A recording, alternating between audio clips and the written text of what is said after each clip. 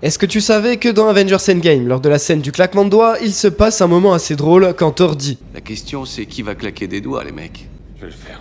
Mais le reste de l'équipe n'est pas d'accord. Ils disent qu'ils n'étaient pas en état de le faire. Je vais m'en charger.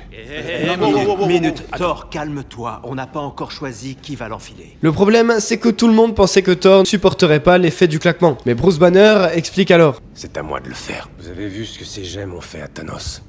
Elles ont failli le tuer. Aucun de vous n'y survivrait.